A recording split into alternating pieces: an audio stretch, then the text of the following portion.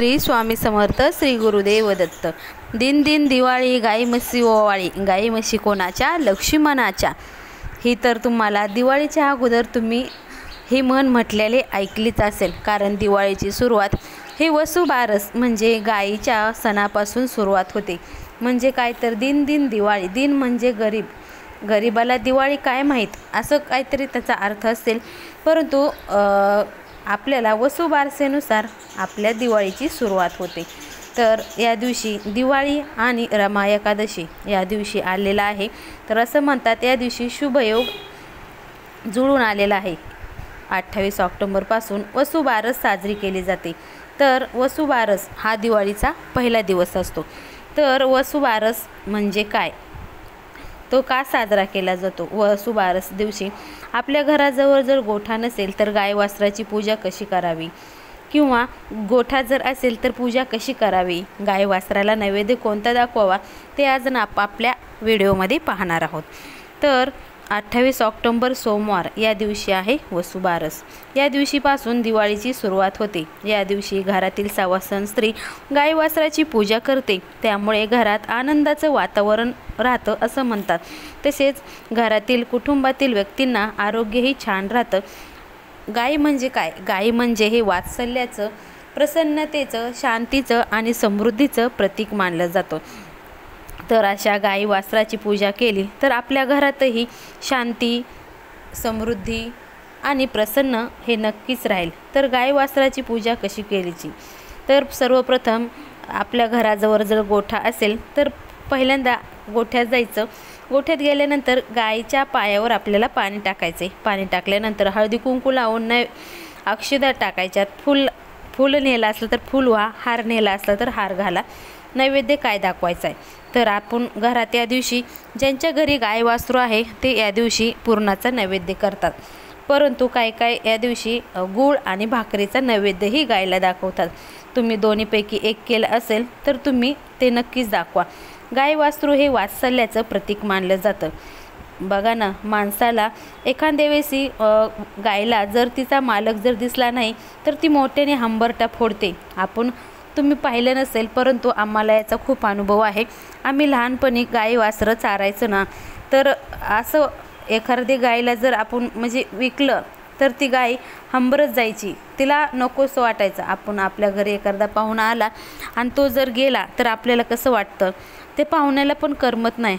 तसंच आहे गाय वासरं पण एखादं विकलं आणि आपल्याला त्याचं जर गोडी लागली, लळा लागला तर ते वासराला, मुख्य प्राण्याला बोलता येत नाही हो, म्हणून ते फक्त हंबरतं जायचं त्यावेळेस। परंतु त्याला पण वाईट वाटत असेल ना, ते आपल्याला त्यांना सांगता येत नाही। परंतु आपण जर त्या गाय वासरावर प्रेम करत असेल तर आपल्याला सुद्धा ते खूप वाईट वाटतं, अक्षरशः रडायला येतं। ह्याचा अनुभव आहेत। त्यामुळं गाय हे खूप वात्सल्याचं प्रतीक मानलं जातं। माणसाला पण एवढा पाजर फुटत नाही जेवढं गाई आणि वासराला पाजर फुटतो असं म्हणतात। ही पूजा तुम्हाला प्रदोषकाळी करायची आहे, म्हणजे संध्याकाळी 5 ते 6 वेळेस तुम्ही ही पूजा केली तरी जमेल। परंतु तुम्हाला जर काही अडीअडचण असेल तर तुम्ही दिवसभर कधीही करू शकता। या दिवशी तुम्ही पूजा करताना ताटात तर सांगितल्या अगोदर हळद, अक्षदा, कुंकू नैवेद्य घेऊन जा। तर लक्षात ठेवा, या दिवशी आपल्याला दुधाच्या पदार्थाचा नैवेद्य दाखवायचा नाही। तुम्ही जर या दिवशी उपवास केला असेल तर दुधाचे पदार्थ तुम्ही या दिवशी वर्ज करा, कारण उपवासाच्या पदार्थामध्ये दुधाचा पदार्थाला या दिवशी जागा नाही। तर या दिवशी आपल्याला गायला काय लापशी जर तुम्ही केली तरीही चालेल। लापशी गहू भरडून ह्याची लापशी करतात, ते तुम्ही दिली तरी चालेल। उडदाची वडीचे पण सुद्धा या दिवशी मान असतो। तसेच भाकरी, बाजरीची भाकर आणि गूळ ह्याला पण या दिवशी खूप मान आहे। या दिवशी गहू आणि मूग खात नाहीत असं म्हटलं जातं, परंतु तुमच्याकडे जी प्रथा असेल त्यानुसार तुम्ही हे करू शकता। नंतर काय करायचं आहे, अगोदर सांगितलं, तुमच्या घरी जर गाय असेल तर तुम्ही गाय घरी घेऊन या। घरी आणल्यानंतर तिच्या पायावर पाणी टाका, हळदी कुंकू, अक्षदा, फुले व्हा, हार आणलास तर हार घाला। तिच्या पाठीवरून प्रेमानं हात फिरवा। गाई ही वात्सल्याचं प्रतीक आहे। तिचे जसे तिच्या वासरावर प्रेम करते तितकेच प्रेम ती आपल्या मालकावर, म्हणजे जो तिची काळजी घेतो, सांभाळतो, त्याच्यावर ती करत असते। त्या व्यक्तीला ती कुठूनही ओळखू शकते। तुम्ही जर एखाद्या दिवशी तिला गेला नाहीत तर ती लांबून जरी दिसलं तरी ती लांबून हंबरटा फोडते। कारण तिला कळतं की माझा मालक आला आहे. मालक म्हणजे काय हे तुम्हाला एक गोष्ट माहिती आहे का, गाय आणि सिंहाची, की गाय फसते एका चिखलात, मग ती वाघाला विचारते तुला मालक आहे का, तर नाही, तर ती तिच्या मालकाबद्दल सांगते. तो तिचा मालक लांबून दिसला तर तो म्हणते माझा मालक आलाय, मला या चिखलातून नक्कीच बाहेर काढेल, आणि तो मालक तिला चिखलातून बाहेर काढतो. तसंच आहे, गाय आपल्या मालकांना नक्कीच ओळखते. या दिवशी तुम्ही तुमच्या इच्छा गोमातेला सांगायची आहे, कारण तिच्या अंगावरून हात फिरवा आणि तिला तुमची जी काही इच्छा आहे ती सांगा. नंतर मग आपली ही पूजा पूर्ण झाली आहे. नंतर मग काय करायचं, असं म्हणतात की 33 कोटी देवी देवतांचा वास हे गाय मातेत असतो, म्हणजे गोमातेत असतो.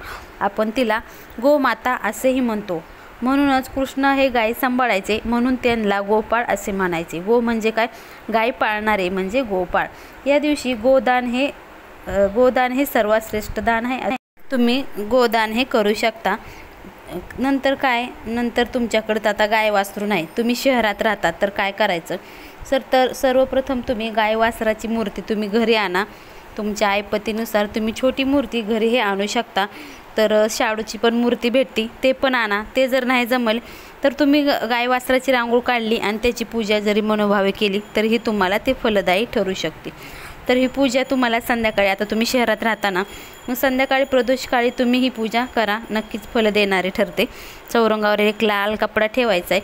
मग गाई वासराची मूर्ती आपल्याला एका ताम्हणात ठेवायची, त्यांना स्वच्छ असे स्नान घालायचे, नंतर पुसून ते आपल्याला मग नंतर चौरंगावर मांडायची. चौरंगावर मांडताना अगोदर अक्षता ठेवायच्यात, नंतर हळदी कुंकू व्हायचे. मग गाय वासराची मूर्ती आपल्याला चौरंगावर ठेवायची. मग तिला हळदी कुंकू, अक्षदा, फुलं अर्पण करा, धूपदीप लावा, मग नंतर नैवेद्य अर्पण करा. तर आता सांगितले अगोदरच, बाजरीचा भाकर आणि गूळ हे तुम्ही गाय वासराला अर्पण करू शकता. पुरणपोळी असेल तर तुम्ही ती जरी दाखवली तरीही चालेल. नंतर काय करायचं, आता हिंदू लोकात तुम्हाला माहिती आहे, हिंदू लोकात गायीला खूप पवित्र म्हटलं जाते. 33 कोटी देवतांचा वास हे गायीत आहे, म्हणून आपण तिला गोमाता असे म्हणतो. गोदान हे श्रेष्ठ दान आहे. संत तुकाराम महाराज असे म्हणायचे की जिथे गाय तिथे विठ्ठलाचे पाय. म्हणजे बघा ना, तुमच्या घरात जर गाय असेल तर तिथं साक्षात भगवान विठ्ठल राहतात असे म्हणतात. तर दुसरं म्हणजे काय, पंचगव्य. तुम्ही दिंडोरी प्रणित केंद्रात असेल तर पंचगव्य हे तुम्हाला नक्कीच भेटून जाईल. तर ह्याच्यामध्ये गाईच्या पदार्थापासून 5 वस्तू बनवलेल्या असतात, म्हणजे ते पंचगव्य तयार केलेलं असतं. तर आता तुम्हाला पंचगव्याचा उपयोग काय, तर तुम्हाला सांगते. आपण वर्षभर ह्याने आंघोळ केली तर मनातील नैराश्य, वाईट विचार, आत्महत्येचा विचार, निगेटिव्ह विचार जे तुमच्या काही मनात येतात, त्या माणसाने पंचगव्याने जर 1 वर्ष सतत आंघोळ केली तर त्यांच्या मनातील वाईट विचार, निगेटिव्हिटी निघून जाते. तुम्ही बघा, प्रयत्न करून तुम्हाला नक्कीच फरक पडेल. तर एवढं हे पंचगव्य उपयोगी ठरतं.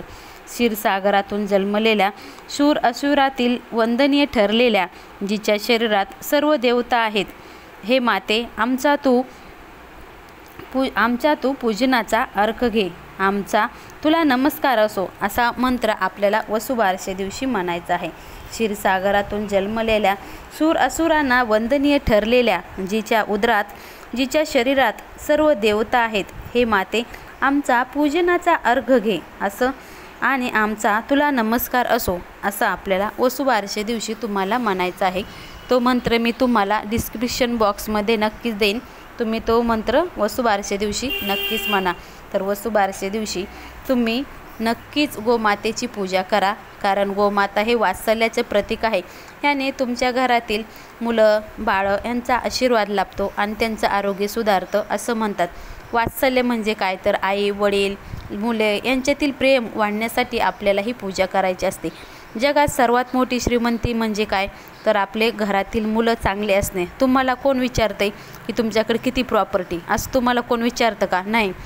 तुम्हाला काय विचारतात, तुम्हाला मुलं किती, ते काय करतात, ते चांगलेत का, असं विचारतं. म्हणजेच आपली सर्वात मोठी प्रॉपर्टी आपले मुलं बाळं आहेत. त्यामुळे आपल्या मुलाबाळांना आशीर्वाद लाभण्यासाठी गोबारस नक्की साजरे करा.